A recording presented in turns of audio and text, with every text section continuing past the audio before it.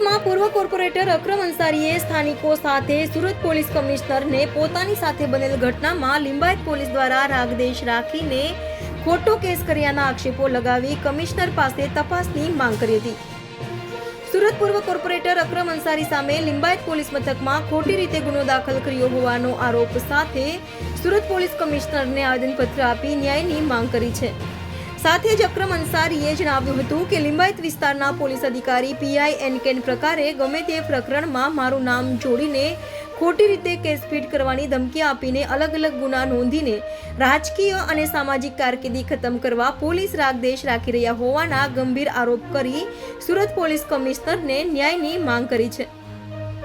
Main road के पास एक झगड़ा हुआ था। अब वो पब्लिक रोड पर झगड़ा हो रहा था। पब्लिक रोड का झगड़ा होने के बाद हम लोग ने सिर्फ उस झगड़े को हटाने गए और उसमें मैंने मेरे पापा को फ़ोन किया कि झगड़ा हो रहा है कि भाई झगड़ा आप आके देखो। हमारा सिर्फ झगड़े को छुड़ाना था, हमारा कोई दूसरा कोई मतलब हमने झगड़ा छुड़ाया। सिर्फ झगड़ा किसका था वो तो हमें पता नहीं, बस परवाना जिसको मैं जानता हूँ उसका झगड़ा था, इसके लिए मैं हटाने गया था झगड़े को। अब वो झगड़ा हटाने के बाद अगले दिन तो मेरे ऊपर फरियाद हो गई। 36 घंटा मुझे रखा। बाद में वो लोग ने बोला कि भाई ये पूरा काम तेरा है। झगड़ा किसका था वो किसी का नहीं था। उन्होंने पीआई साहब ने ध्यान नहीं दिया, जोगाना साहब ने, और मेरे ऊपर फरियाद डाल के मुझे अंदर डाल दिया। 36 घंटे मुझे बिठाने के बाद भी क्या बोला कि अगर हुमायूं तेरा अगर ये पूरा मैटर नहीं खत्म होगा बोले तो मैं तेरे को रिमांड मांगूंगा कोर्ट से, बोले कोर्ट से तेरी रिमांड लूँगा बोले और तुझे पासे में डाल दूंगा बोले। मैं तो मुझे रीतसर की धमकी थी लिंबायत में, और मुझे रीतसर ये बोला गया कि हुमायूं तेरी जो दादागिरी तुम लोग लिंबायत में करते हो। तो हमने ये बोला कि सर हम लोग किस जाति की दादागिरी करते हैं। हम लिंबायत में कोई भी अच्छा काम होता है तो पहले हम लोग आगे आते हैं, और जब कोई भी झगड़े की बात होती है तो पहले उन्होंने मुझे और मेरे पापा को टारगेट बनाया। और टारगेट बनाकर मेरे पापा तो अभी पेशेंट है, उनको तो एक्जैक्टली पता ही नहीं कि प्रॉब्लम क्या है।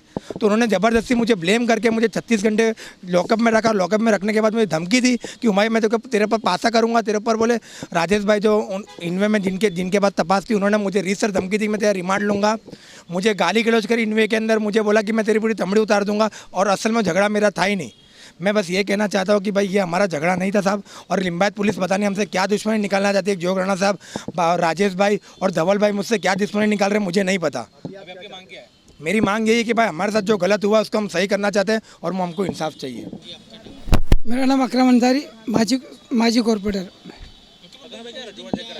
रजूआत इसलिए ले गया सर कि हर फेरी कोई आदमी अदनाज आदमी भी जाएगा ना, अकरम भाई के नाम की फरियाद होगी तो अगला फरियाद जुगराना साहब खाली जुगराना साहब ही लेते। अकरम भाई की फरियाद है ला फरियाद।